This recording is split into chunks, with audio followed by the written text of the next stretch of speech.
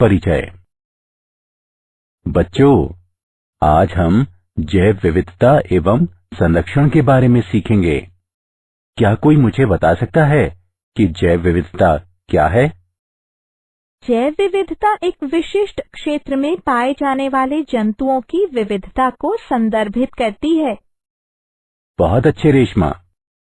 Sir, हम जैव विविधता का संरक्षण कैसे करते हैं?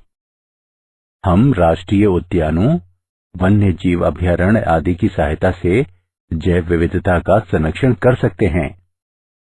इस पाठ में आप जैव विविधता तथा इसके संरक्षण के बारे में सीखेंगे। उद्देश्य। इस पाठ के अंत में आप निम्न करने में सक्षम हो जाएंगे। जैव विविधता एवं इसके स्तर को बताना, जैव विविधता के प्रतिरूपों का वर्णन करना, जैव विविधता के महत्व का वर्णन करना, जैव विविधता की क्षति की व्याख्या करना, जैव विविधता संरक्षण का वर्णन करना। जैव विविधता। जैव विविधता को दिए गए समय में दिए गए स्थान पर विभिन्न प्रकार के जीवों की विस्तृत श्रृंखला के अस्तित्व के रूप में परिभाषित किया गया है।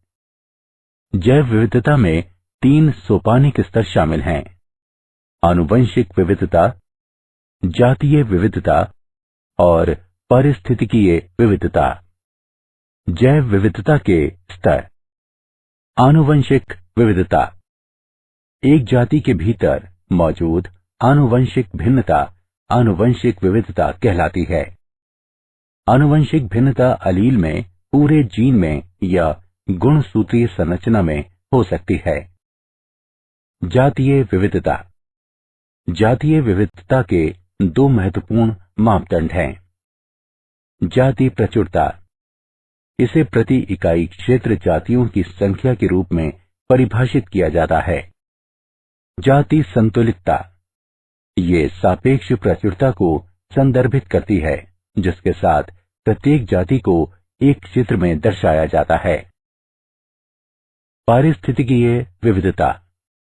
पृथ्वी पर पाए जाने वाले विशिष्ट जैविक समुदायों की विविधता पारिस्थितिकीय विविधता कहलाती है।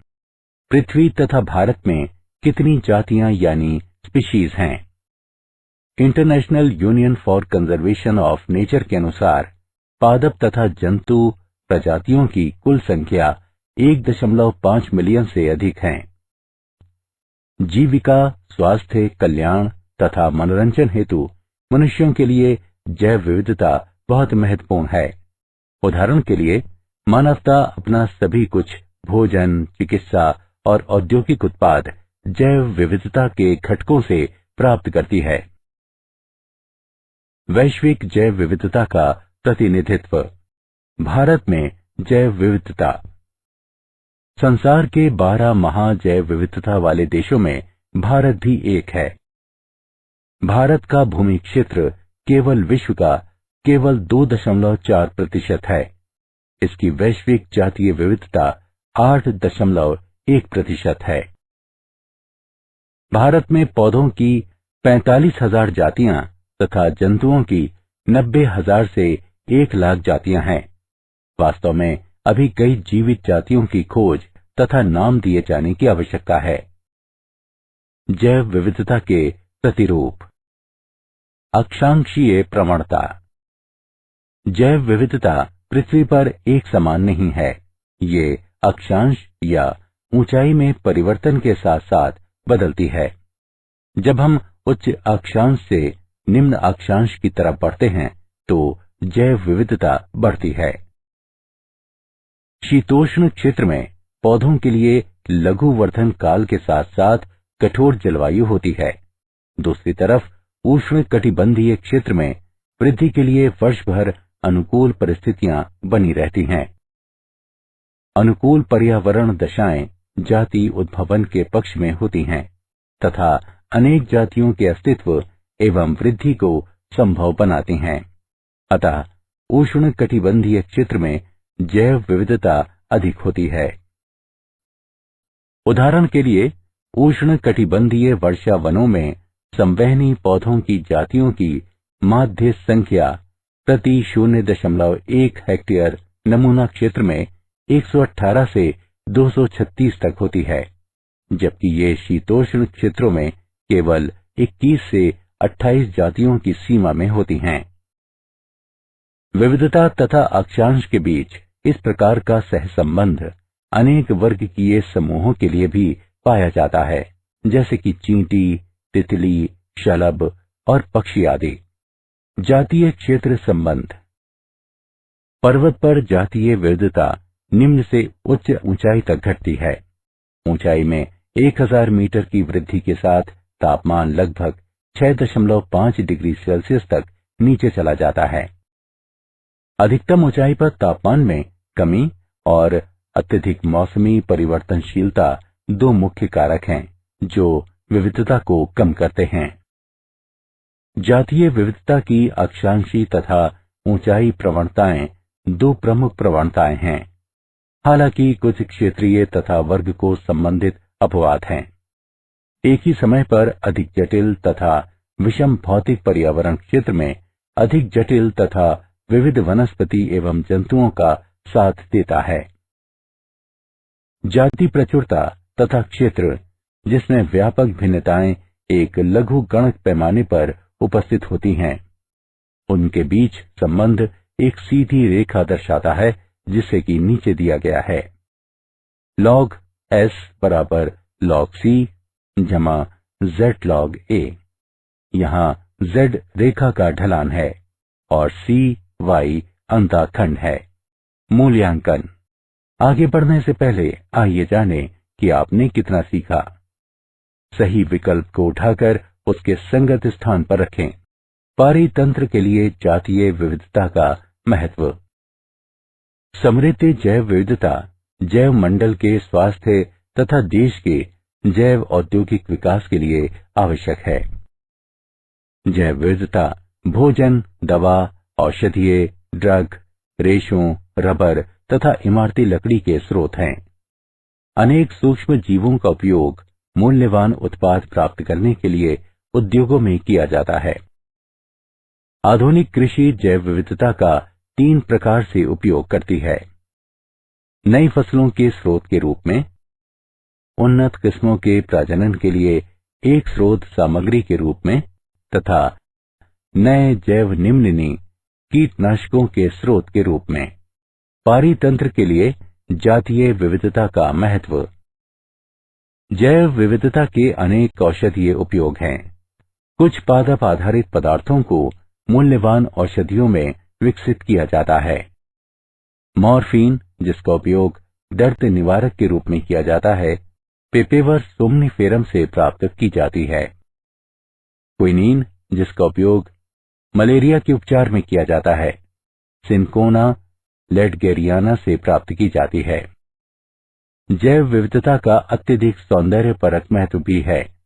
पर्यावरणीय पर्यटन, पक्षियों को निहारना, वन्यजीव, जानवरों को पालना, बागवानी करना आदि जैव विविधता के सौंदर्यपरक पुरस्कारों के कुछ उदाहरण हैं। जैव विविधता की क्षति। मानव क्रियाकलाप जैव विविधता के लिए बड़े खतरे हैं। जातियों के विलोपन तथा परिणाम स्वरूप जैव विविधता की क्षति को बढ़ावा देने वाले महत्वपूर्ण कारक हैं। आवासीय क्षति तथा विखंडन, अतिदोहन, विदेशी जातियों का आक्रमण तथा सहविलुप्तता। आवासीय क्षति तथा विखंडन। आवासीय क्षति जैव विविधता का प्राथमिक खतरा है। प्राकृतिक वास जो प्राकृतिक वनस्पति तथा जंतुओं की रक्षा करते हैं, मानव बस्तियों, बांधों, जलाशयों, फसल भूमि तथा चारागाहों में परिवर्तित होते जा रहे हैं। वन उन्मूलन के कारण जंतु आश्रय तथा भोजन से वंचित होते जा रहे हैं। इससे अनेक जातियों की समष्टि घटती जा रही है। वनोन्मूलन के कारण कुछ वन्य जीवों की जनन क्षमता में गिरावट भी आई है, क्योंकि उनकी स्वच्छंद गतिविधि का क्षेत्र घट गया है। प्रवासी जंतु भी वनोन्मूलन से प्रभावित होते हैं, क्योंकि उनके मार्गों में बाधा आ जाती है। आवास खंडन एक पारिस्थितिकीय प्रक्रिया है जिसमें आवास का एक बड़ा टुकड़ा आवास के छोटे छोटे खंडों में विभक्त कर दिया जाता है। प्रायः इस प्रक्रिया का कारण मानव क्रियाकलाप है। अतिदोहन। जातियों का अतिदोहन आनुवंशिक विविधता की क्षति तथा पारस्परिक प्रभाव वाली जातियों की व्यष्टि तथा समूह दोनों की जातीय प्रचुरता में क्षति का कारण है। अतिदोहन में अत्यधिक मछलियों का शिकार करना तथा अधिक फसल काटना शामिल हो सकते हैं। 20वीं सदी में अप्रतिबंधित व्हेल मछली का शिकार अतिदोहन का एक उदाहरण है और व्हेल मछली का शिकार करने वाले उद्योगों ने व्हेल मछली की अनेक जातियों को अत्यंत निम्न समष्टि आकार तक पहुंचा दिया। मनुष्यों ने समुद्री मछलियों का शिकार किया। समुद्रों के प्रचुर संसाधनों के कारण यह कभी नहीं लगता था कि समस्या उत्पन्न होगी। बढ़ती मानव समष्टि के कारण भोजन के स्रोत के रूप में समुद्र की मांग बढ़ी है। विदेशी जातियों का आक्रमण। बाहरी जातियां जिन्हें उस स्थान पर लाया जाता है जहां वे पहले नहीं रहती थीं, आक्रामक जातियां कहलाती हैं। आक्रामक जातियां प्रकृति का संतुलन बिगाड़ देती हैं। लंबे समय तक आबादित रूप से रहने के बाद बाहरी जातियों के साथ प्रतिस्पर्धा करने में असमर्थ स्थानिक यानी देशज जातियां प्रायः बाहर निकाल दी जाती हैं या मार दी जाती हैं।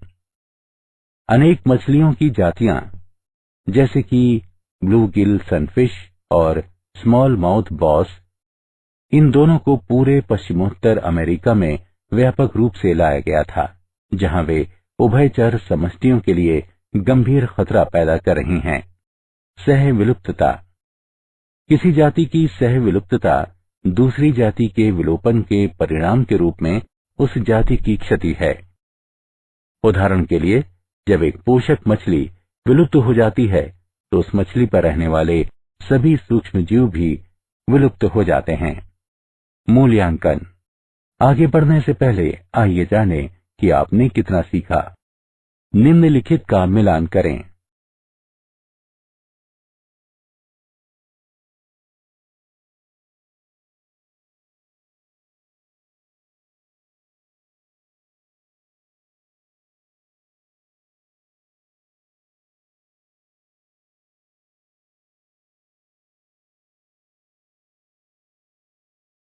जैव विविधता संरक्षण।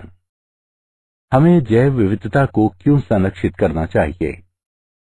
जैव विविधता जल चक्र का स्थिरीकरण, मृदा उर्वरता का रखरखाव, फसलों एवं अन्य वनस्पतियों का परागण तथा पर निषेचन, मृदा अपरदन के विरुद्ध सुरक्षा और भोजन उत्पन्न करने वाले एवं अन्य परितंत्रों की स्थिरता सहित पारिस्थितिकीय प्रक्रियाओं को बनाए रखने में महत्वपूर्ण भूमिका निभाती है। जैविक विविधता का संरक्षण खाद्य श्रृंखला के अस्तित्व को बनाए रखने के लिए महत्वपूर्ण पारिस्थितिकीय विविधता के संरक्षण को बढ़ावा देती है। ये कई सौ मिलियन लोगों की आजीविका, संस्कृति और अर्थव्यवस्था के लिए आधार प्रदान करती है। ये कृषि के सतत उन्नयन तथा वैज्ञानिक एवं औद्योगिक क्षेत्रों में महत्वपूर्ण खोजों के लिए आनुवंशिक आधार भी प्रदान करती है। जैव विविधता को हम कैसे संरक्षित करें? भारत समृद्ध जैविक विविधता वाला देश है और इसने वैश्विक जैव विविधता में काफी योगदान दिया है। भारत फसलीय पौधों की 167 खेती की जाने वाली जातियों तथा 320 वन्य संबंधित जातियों का देश है। विभिन्न जैव विविधता प्रबंधन तंत्र स्वस्थाने एवं बाह्य स्थाने दोनों संरक्षण कार्यक्रमों में शामिल हैं। स्वस्थाने संरक्षण में जंतुओं एवं पादपों की उनके प्राकृतिक आवास में सुरक्षा स्वस्थाने संरक्षण कहलाती है। स्थापित प्राकृतिक आवास हैं राष्ट्रीय उद्यान एवं अभयारण्य, जीव मंडल आरक्षित बायोस्फीयर रिजर्व, प्रकृति आरक्षित, आरक्षित तथा सुरक्षित वन, परिरक्षण प्लॉट तथा आरक्षित वन।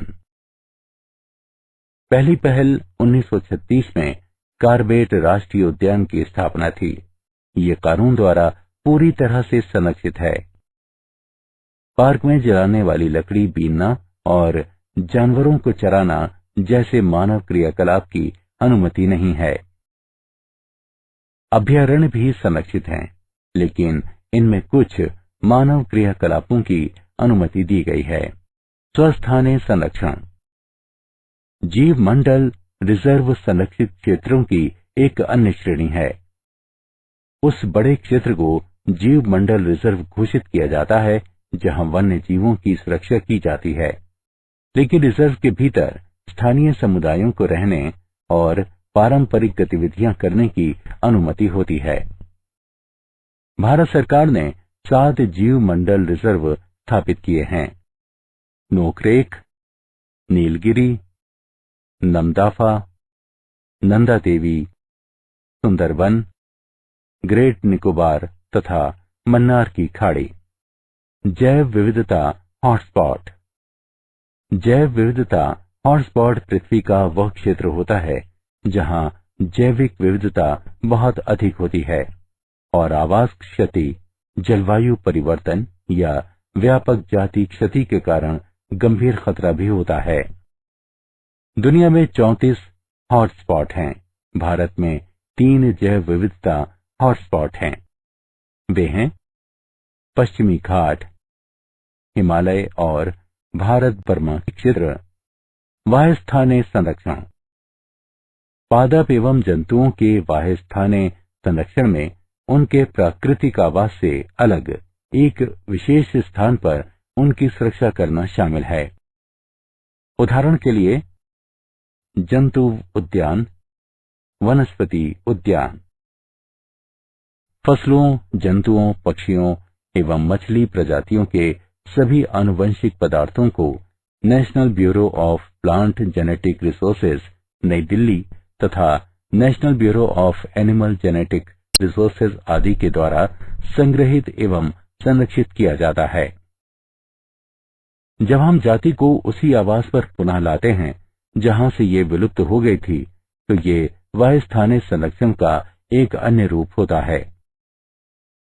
उदाहरण के लिए गंगा नदी में पाए जाने वाले घड़ियालों को उत्तर प्रदेश, मध्य प्रदेश और राजस्थान की नदियों में पुनः लाया गया जहां ये विलुप्त हो गए थे। क्या आप जानते हैं, हमारे माननीय प्रधानमंत्री श्री मनमोहन सिंह ने द हैदराबाद प्लेज की शुरुआत की और कहा कि उनकी सरकार भारत में जैव विविधता संरक्षण हेतु संस्थागत तंत्र को मजबूत बनाने के लिए $50 मिलियन का अनुदान देने का निर्णय लिया है। सारांश। आइए हमने जो कुछ सीखा है उसे संक्षेप में दोहराएं। जैव विविधता को दिए गए समय में दिए गए स्थान पर विभिन्न प्रकार के जीवों की विस्तृत श्रृंखला के अस्तित्व के रूप में परिभाषित किया गया है। जब हम उच्च अक्षांश से निम्न अक्षांश की तरफ बढ़ते हैं तो जैव विविधता बढ़ती है। पर्वत पर जातीय विविधता निम्न से उच्च ऊंचाई तक घटती है। जैव विविधता जैव मंडल के स्वास्थ्य के लिए महत्वपूर्ण है क्योंकि ये भोजन स्रोत के रूप में कार्य करती है और इसका अत्यंत सौंदर्यपरक महत्व भी है। मानव क्रियाकलाप जैव विविधता के प्रमुख खतरे हैं। इसमें आवास क्षति तथा खंडन, अतिदोहन, विदेशी आक्रमण जातियां, सह विलुप्तता शामिल हैं। पादप एवं जंतुओं की उन्हीं के प्राकृतिक आवास में सुरक्षा इन सेतु संरक्षण कहलाता है। पादप